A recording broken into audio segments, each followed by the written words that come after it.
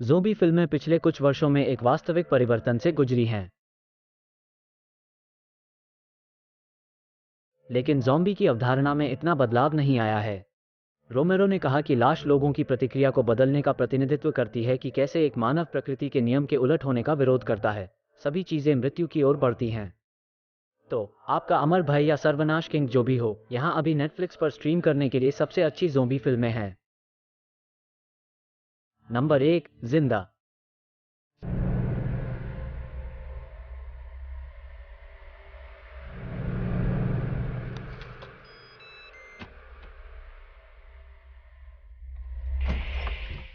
Zombie cinema के प्रशंसक इस साल कम से कम एक दक्षिण कोरियाई जॉम्बी फीचर की उम्मीद कर रहे थे। पेनिनसुला, बहुचर्चित ट्रेन टू बुसान की अगली कड़ी को काफी प्रचारित किया गया था, लेकिन अंततः मूल से बहुत कम हो गया। शुक्र है, हालांकि एक और कोरियाई जॉम्बी फ्लिक था जो अपने स्थान पर कदम रखने के लिए इंतजार कर रहा था, जो कि अधिक सफल, यदि मामूली, #अलाइव के रूप में था। मूल विश्व युद्ध जेड उपन्यास के प्रशंसक निश्चित रूप से इस कहानी को परिचित पाएंगे, क्योंकि यह जापान में एक युवा गेमर हैकर के बारे में संदेहास्पद रूप से उस पुस्तक के बेहतर पसंदीदा मार्ग के समान है, जो वेब में इतनी गहराई से तल्लीन है, वह नोटिस करने में विफल रहता है दुनिया उसके चारों ओर एक ज़ोंबी सर्वनाश में उतरती है, अंत में अनप्लग करने और रन पर जाने के लिए मजबूर होने से पहले। नंबर 2, भूखा।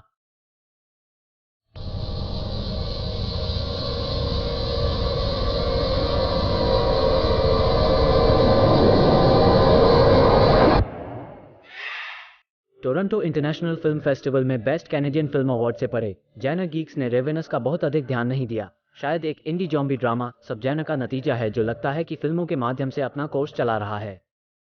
बैटरी, और शायद इसलिए कि यह अंग्रेजी के बजाय फ्रेंच में प्रदर्शित होती है। भले ही यह ज़ोंबी पूर्णतावादी के लिए एक सक्षम रूप से तैयार की गई छोटी ड्रामा थ्रिलर है, जो बिना नाम वाले अभिनेताओं के उत्कृष्ट प्रदर्शन से भरपूर है और ज़ोंबीफिकेशन के परिणामों पर एक पेचीदा कदम है। यहाँ संक्रमित कई बार आपके मानक रोमेरो घोल्स की तरह लगते हैं, लेकिन वे कुछ अधिक खोई हुई आत्माएं भी हैं जो अजीब, अल्पविकसित संस्कृति पर लटकी हुई हैं।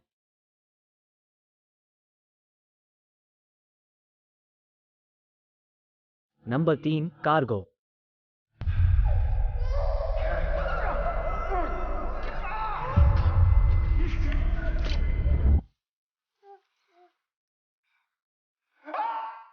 दुनिया भर में ज़ोंबी सर्वनाश के माध्यम से लंबे समय तक जीवित उत्साही लोगों के लिए हमारे पास दुनिया भर में ज़ोंबी सर्वनाश पर पर्याप्त है।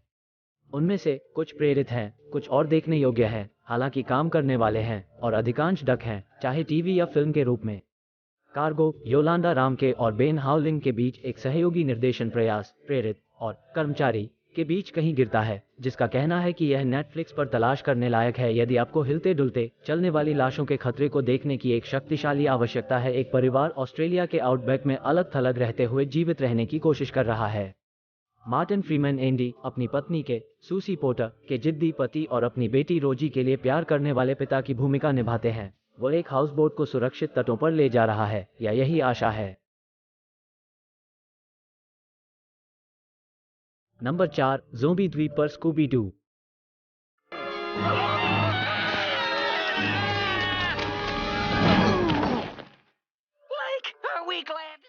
लगातार सिंडिकेशन में एक दशक के बाद स्कूबी डू ने 1990 के दशक के बच्चों के बीच लोकप्रियता में वापसी की, जिसकी परिणति ज़ोंबी द्वीप पर स्कूबी डू में हुई, जो डायरेक्ट टू वीडियो फिल्मों की एक शानदार श्रृंखला में पहली थी।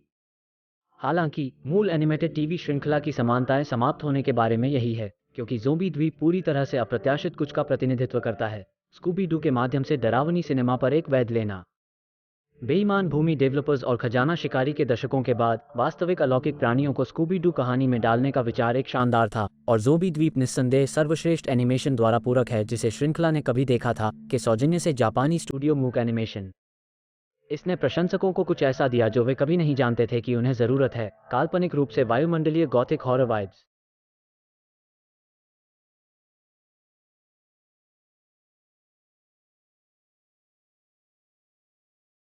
संख्या 5, सभी उपहारों वाली लड़की।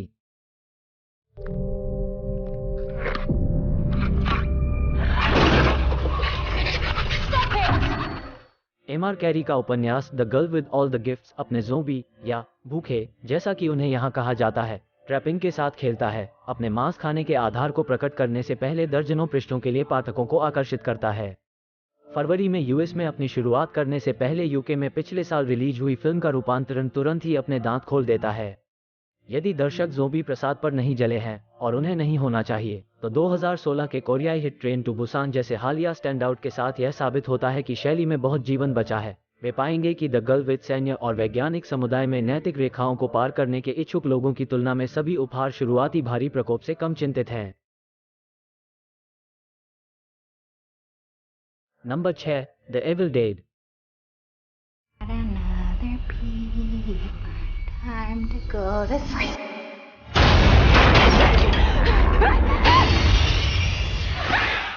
पारिवारिक रूप से $3,50,000 और सद्भावना की एक असाधारण राशि, द एविल डेड, जब पीछे मुड़कर देखते हैं तो ऐसा लगता है कि इसने अपने आप में एक तरह का आतंक पैदा कर लिया है।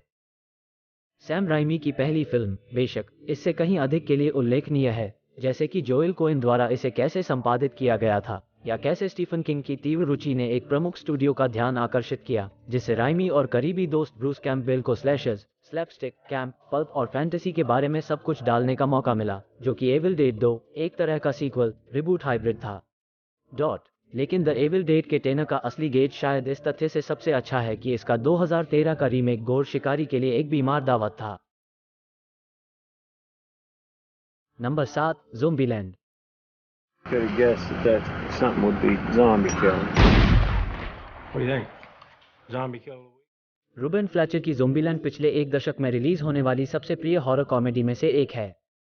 रॉटेन टोमाटोज पर अपने 89% प्रमाणित फ्रेश स्कोर के अलावा फिल्म वर्तमान में 7.6/10 IMDb रेटिंग और 73/100 मेटास्को का दावा करती है। वुडी हैरेल्सन, एम्मा स्टोन, जेसी इसेनबर्ग और अबीगेल ब्रेसलिन अभिनीत ये फिल्म 4 अजनबियों के इर्द गिर्द घूमती है, जो एक अति हिंसक ज़ोंबी सर्वनाश से बचने के लिए एक साथ बैंड करते हैं। जहां भी वे मुड़ते हैं, मरे हुए भूतों के साथ लाजिमी है। चौकड़ी तथाकथित safe haven Pacific Playland theme park तक पहुंचने के लिए निकल पड़ती है।